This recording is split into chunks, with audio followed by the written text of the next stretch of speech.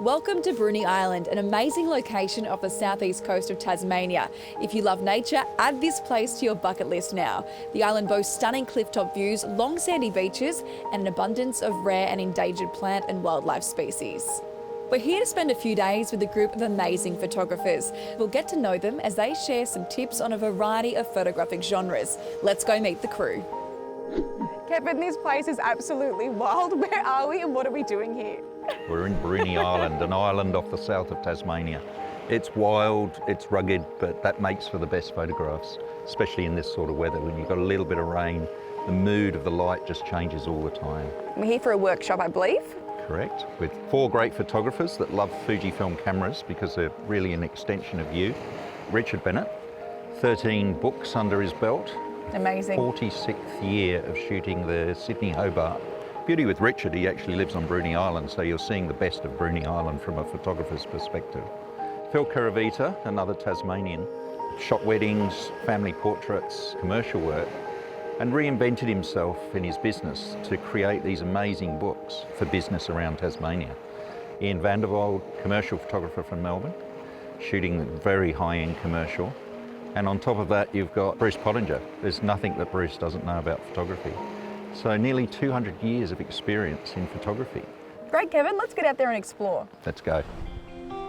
We've got a great team and we cover all genres of photography, from landscape for cooking to nature to total creative. The best thing about this is that you get a bunch of people together, you take them to an awesome location, and then when you get back and you process the pictures, everyone's got a different image. And that's what photography is all about.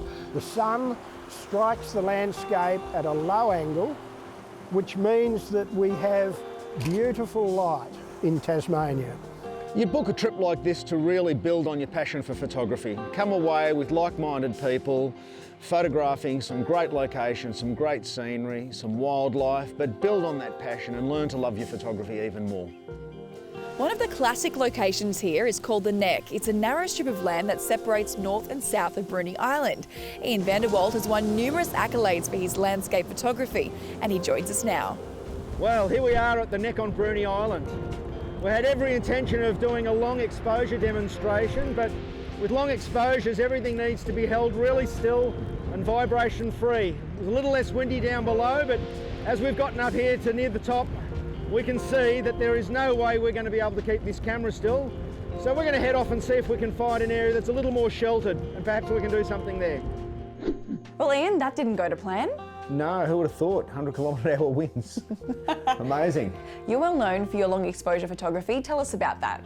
Well, look, I got into long exposure. I'm a commercial photographer by trade, so I spend the week photographing things for other people, and it was just a way of getting out there and slowing everything down and doing something for me. But I found the only time I could shoot was at the end of the day and at night time, so by default they became long exposures. So yeah, but I enjoy it. It's just a way of relaxing at the end of the day. Ian, obviously the Neck was a no-go today. Should we try another location instead? Absolutely. We're on the other side of the island now to a more sheltered place over at Resolution Creek. We're hoping it's a little bit better here. We're still battling some weather conditions, but we'll give it a go and see what we can get. What I'm looking for with a long exposure is to get some texture and some mood in the shot. So it's quite a grey day today, unfortunately, but we've got some cloud. So a little bit of white cloud moving through the frame will actually give us a nice streak of light. If we just took a normal short exposure, we just have a grey, boring sky. So it just enables us to get some more drama, some more mood and some more atmosphere into the scene. I'm currently using a 3-stop neutral density filter. A neutral density filter is effectively like a pair of sunglasses for your camera lens. I take a light reading and then I work out from there how long I would like my exposure to be and what filter I require. There's also some really handy smartphone apps that can help you determine your exposure with a neutral density filter. You simply key in the exposure that you've determined without a filter, dial in the appropriate filter, and it will give you the correct exposure time for that filter. So you can work out very, very quickly what exposure you're going to achieve. You know, the old saying is, if you don't succeed, try again, and that's exactly what we've done here this morning. We could have slept in nice and cosy, but despite the rain and the winds, we got out of bed, and some of my best shots have come out of situations like this, so it's always worth the effort to get out and give it a go. Bruny Island is a location of great diversity for any tourist, but it's an absolute delight for photographers. The range of photographic opportunities are endless, and Richard Bennett is an absolute testament to that. Richard, you're a Bruny Island local. What do you love about the place? We just love the solitude, and we love experiencing the wild weather and the beautiful light. You're well known for your coverage of the Sydney to Hobart yacht race. Tell us about that. In 1974, I flew out over the fleet as they rounded Tasman Island and photographed a few of the boats. And the pictures were so well received that I decided that the following year I would photograph every boat in the fleet. And then I started photographing the race over the ocean.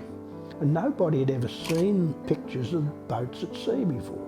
And now I've continued that. This is my 46th consecutive year. Amazing.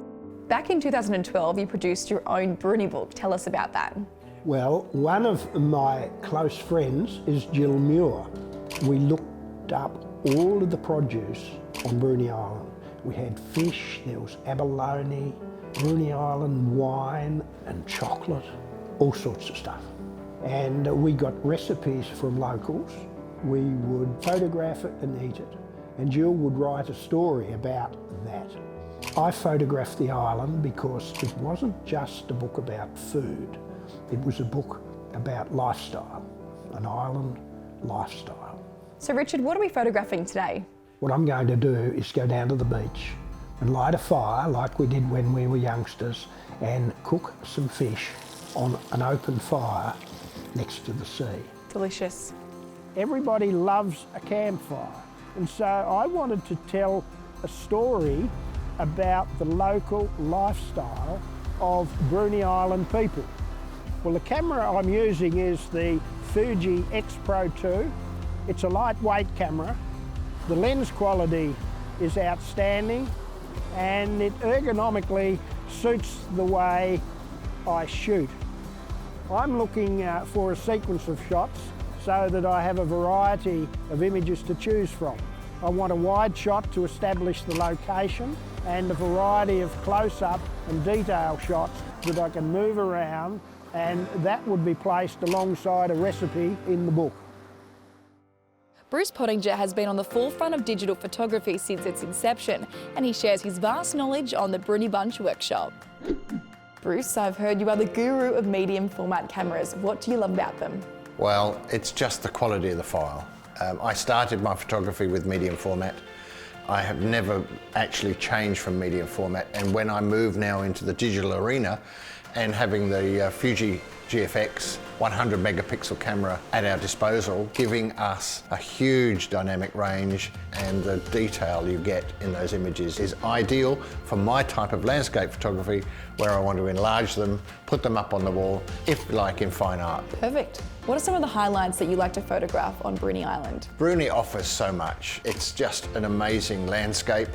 We also get clear skies down here, and those clear skies give us a huge opportunity not only to look at the southern lights, but also to work on the Milky Way and do some great star shots. Beautiful. Can you walk us through that process?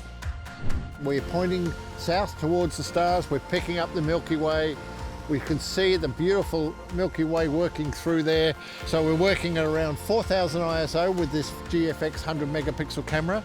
Most importantly with astrophotography is you must set your camera on manual focus. And then we go to infinity and we make sure that we know where infinity is. Now, we'll flash a little torch through the foreground, very faint, so we got a bit of a detail. The advantage of these cameras, and most times when we're doing these sort of shots, we're doing it on a vertical position, so the advantage of having the flip screens on the back of these cameras gives us an opportunity to better see the result we're doing. Night photography is a great way to spend some time out in the wilderness. So now we've finished our shoot, we can come back, work on our computers. We download the raw file. We're using Capture One, which ships with Fuji cameras. We don't need to do a lot, but I think we just, for this image, maybe lift the shadows a little bit, maybe do a slight crop, maybe tilt the horizon a little more as we didn't have it level, and then ready to process.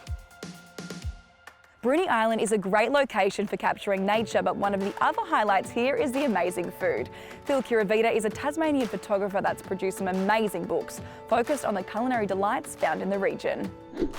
Phil, what do you love about Tassie? It's a wonderful place to live, to bring up children, to take pictures, to find passionate people that are into food and wine. It's got everything that I'm looking for, and my books are a way of celebrating that. And how would you describe your photographic genre? I was trained as a commercial photographer, so when we first came here we were doing a lot of corporate industrial type work. We went into black and white portraits, a good 20 years of weddings, and I've retired from that now. We do all sorts of things. So you've just released your second book about food in Tassie. Tell us about that. Eat, Drink, Love Tasmania 2 is the second one in that series, but we've done 10 books now. Most of them are of food of some sort. I look at it as a field guide for an amazing trip around Tasmania. If you can do half of the things that are in the book, you will have had a great trip here. Can you share some tips with us about how you produce your books? We do it all in-house. So my wife is the designer, so we can take the book right from the development stage through to printing. So let me show you how we've put together a double-page spread in the book. So we're here at Bruny Island Premium Wines. They've been in a couple of my books now, and so this is a good place to show you how we go about doing a food shoot for the book. I use the Fuji X-T3, and because my work is so diverse, I need a kit that allows me to take the equipment that I need without having to be loaded down. So my setup for this, I've got one of these small little lights that's lightweight. It'll travel in my bag. I use a couple of wine glasses in front of it just to break the light up a little bit, so it's not a direct light, but it's dappled light.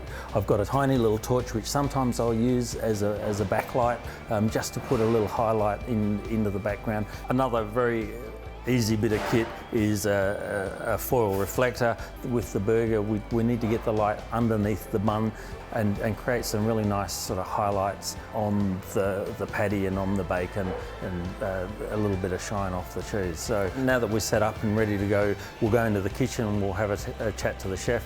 What we're looking for there is to get some shots of him in action, putting the meal together, and all of those things will tie in together as little pictures on the double-page spread, which helps tell the story of what we're doing here. Now that we've got the burger, it's really important to shoot it as quickly as possible, because fresh food tends to sag as soon as you start trying to mess around with it. And now it's just a matter of trying to get the light looking interesting, trying to get some reflections on the meat and on the relish, and making sure that the background's nice and soft. Excellent. Once you've shot it the way you think it's going to look, it's important to pull back a little bit so that there's space for text and for the recipe and all of that. So I think this looks good. We'll combine it with some of the pictures that we take around the vineyard and of the chef doing his magic, and it'll turn out as a really nice double-page spread in the book. Coming here and spending 4 days deeply immersed with other people who are passionate about the same things that you are, you learn off each other, and you will get that key to unlock the next stage. We're going to take you to photograph nature, we're going to take you to photograph seascapes, landscapes. One of the highlights is to go out on Rob Pennicott's boats. We'll take you right down to the south of the island to the seal colony, and there's some great shots that you can take from there. We can bring in a helicopter and we can teach them about aerial photography, how to work from a helicopter, and we also have drones. And the wonderful thing about a drone is that you can photograph from a low altitude. You can keep the drone stationary, observe the image on a screen, and fine-tune the competition. It gives the photographer the opportunity to maybe expand new horizons, maybe look at new options, maybe just get back to some grassroots. And we plan also to go to output devices, colour management, some processing, and just give you a bit more of experience of life out there in the landscape.